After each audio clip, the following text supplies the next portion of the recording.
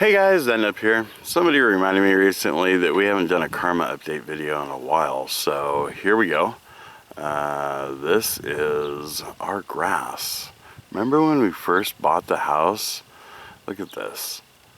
This is all brown and desolate, and now look at it now. This is so green and pretty and lush.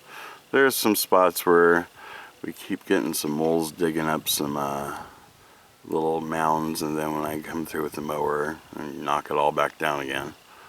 But look how pretty this is now. It's all green. Loving it. What else? One of the things when we bought the house was 2 of the storm windows were missing a piece. And it's been about 9 months now, but we finally are getting those 2 windows replaced. Here are the new windows the guys are leaving right now from Perfection Glass, and they even put the trim on here for us, which they said we can paint that whatever color we want to. Right now it's going to stay that color because I don't even know if I want the house to have that color trim, but they're in. We have the windows there. I told them to leave me the old stuff because there's a better than even chance that somebody's going to break a window before we get all of these ever replaced, and so we can just pop one of these pieces into the spots. Let's see what else we're doing. So here is from when the tree services brought us a load or 2 of wood chips and put it into the front of the front yard. As you can see now, most of it's been knocked down and piled up right here in the front. This little patchy area. And then we planted some strawberries right in here that we got from Paul's, but they didn't do well because, well, they were already kind of distressed from the trip back over here. See all these dead plants right here. But hopefully the roots are good. And if not, we'll just plant strawberries there next year. But that was a lot of work to do and then nothing from it. Oh well. But here we had some potatoes that we were going to plant, and we just dug some holes in. This is probably about 2 foot high. Dug some holes in this, and look, we have potato plants growing up. There's like 1, 2, 3, 4, 5, 6, 7 at least that have made it through all that mulch. Not really expecting any wonders from this, but it's kind of cool that it's even happening. So there we go. And this is a perfect spot for us to start planting some stuff because it gets about an hour with the sprinklers every day. Let's see, like from this one here, this run kind of does all of this out here, hits all of this, and then in here too. And you can see we've started reclaiming some of this area over here, which we said we were going to do. Here's some shots of that. And then now we have grass growing in here, trying to keep it mowed. There's a lot of rocks and stuff over here, so that's just going wild. Love to get our neighbor Mike over here to pull that guy and all these sagebrush bushes out of here, and we could just take over the whole rest of the area. But for now, this is more than enough for us to deal with. Trying to keep this done and maintained. We did start a spot over here where we were going to do some raspberries because the sprinklers hit right over here as well.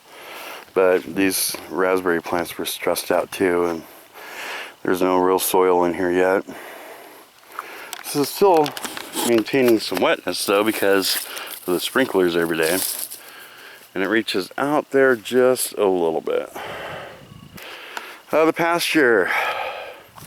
I have tried to keep up on mowing this about every other week, and it just keeps growing with new sagebrush.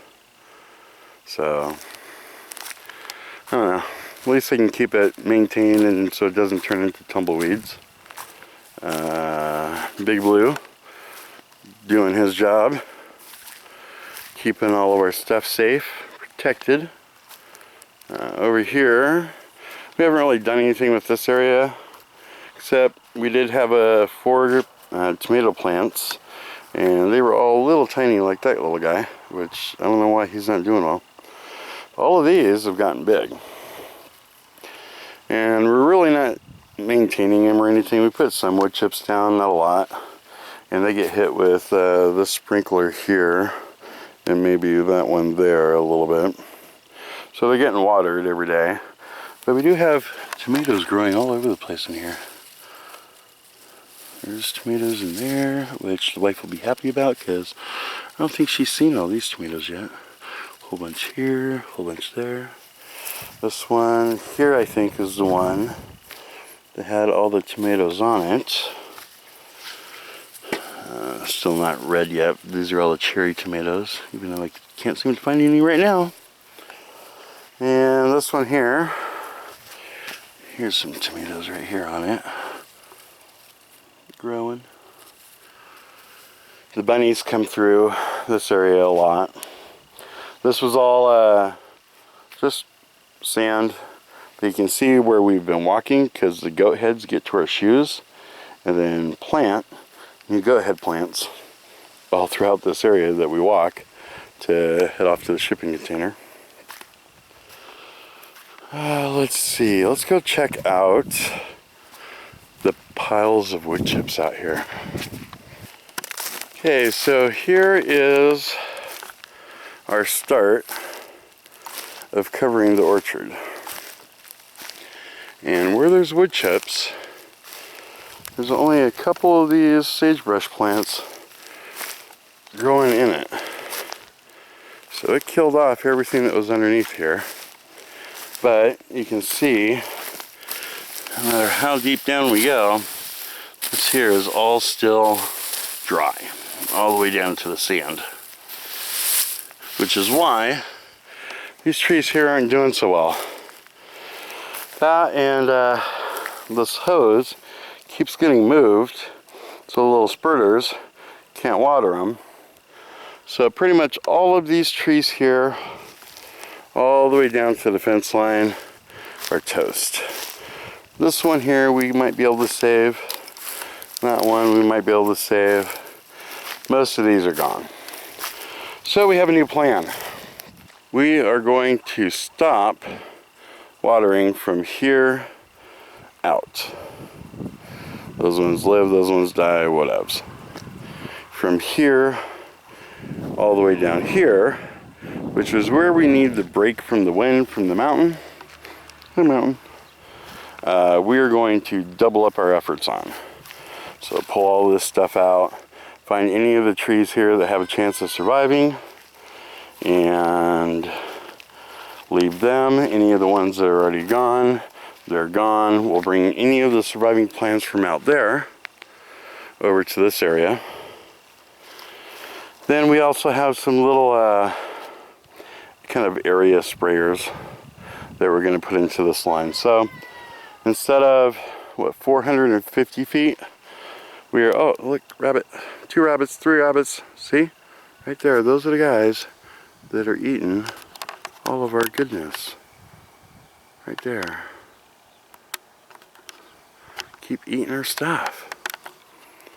Anyway, so instead of having 450 feet of hose going out there, we're going to have about 50, maybe 75. And we'll take the hose from here and move it along the fence line right there and have it start there and go this way, because I keep trying to mow the back and get it all nice and tame, except for this one little row right here, and that's because that's where the hose is at, and I don't want to chop it up, even though it's got a lifetime warranty. Then this area here just seems to be greening up, and this is part of the leach field from the septic there, And it's got all this composted horse manure on top of it. And this is where we're going to eventually have the chicken run out. So I am going to, once I get it reclaimed some, start planting stuff here.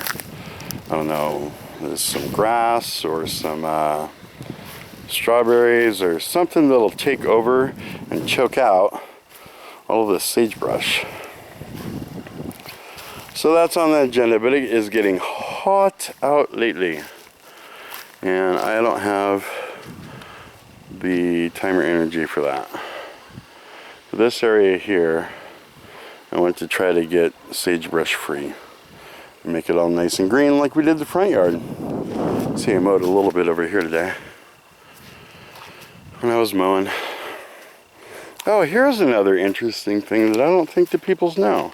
If you go back and watch the We Bought a House video or something like that, you'll see that I was talking about our property line going from this post here all the way down to that post there all the way down.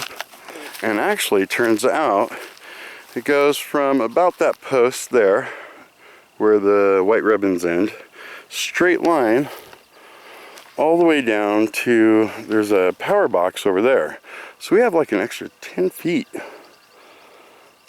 or so of our property, which is cool because we've been helping the neighbors out. These guys, we love them. They're good peoples, and they're gone right now, so we're helping them with their chickens and keeping the garden weed free and stuff. So we have to make this walk 3 or 4 times a day to get over there and see what they got going on and help them out and getting the eggs. Free eggs, loves it. So I'm trying to mow all this down. We'll keep this fence line here though, because it's already there. But all of this here is part of our responsibility as well, I guess. Which is cool. Yeah, see these power box things here. I can get them in camera. All the way, see there's one, and there's one. That's our line. From there all the way down to right around that one, just to the right of it. There's a little post there, I guess, metal stake, says that's our property line. So abandon all hope for this area. Keep bringing wood chips in, dropping them off, covering the whole area.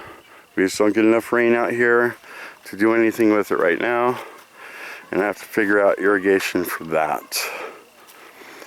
Also, if you're an electrician and you live in the area, Tri-Cities, Washington, send me a tell or something, because we're still looking for somebody at a reasonable price. I don't know what that is yet, but to come out and put a 50 amp pedestal for the travel trailer. So that's about it. That's what we got going on here. Oh, let's see. You guys probably by now have already seen the video of the kitchen sink. So fun. I'm trying to rebuild the trailer there, but it's just gotten hot. Even right now it's like 100 degrees. It's insane. I don't know how these people do it. Okay, well, I guess that's all I have for this video. As always, don't forget to comment, rate, subscribe. Check us out on the website, and we'll see you guys on the next one.